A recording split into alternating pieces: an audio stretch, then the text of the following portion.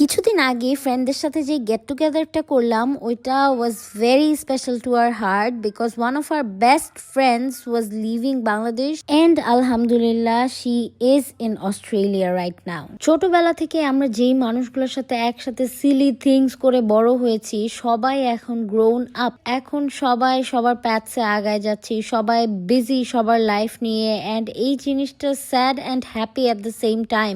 It's very overwhelming. ও তো আসার সাথে সাথেই কান্না শুরু করে দিছে, যদিও ওর কান্না কিছুক্ষণ পরেই হাসিতে পরিণত হলো, কারণ আমার ফ্রেন্ডরা যখন একসাথে হই উই লাফ লাইক ক্রেজি অ্যান্ড আমরা মজা করছিলাম বিকজ ওর বিয়ের কথা নিউজ পেপারে উঠেছিল।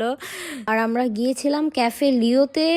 The place was beautiful but ওদের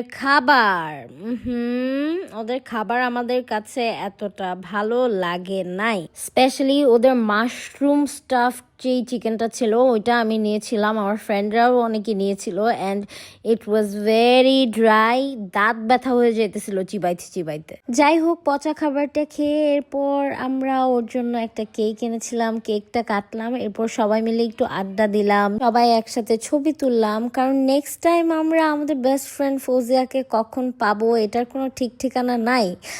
আর অফকোর্স আমরা বাকি সবাই যতই হ্যাং আউট, যতই স্টে ওভার করি না কেন, ফৌজিয়াকে ছাড়া সেটা অলওয়েজ ইনকমপ্লিট থেকে যাবে। লাইফে আসলে ইচ অ্যান্ড এভরি মোমেন্ট আমাদের ইম্পর্টেন্ট মানুষদের সাথে এনজয় করা উচিত, কারণ কে কখন কোথায় চলে যাব we don't know the future. So this is to Fauzia. আমরা এখনো বিশ্বাস করতে পারতেছি না যে তুই আমাদের মাঝে নাই। We all miss you very much. Love you.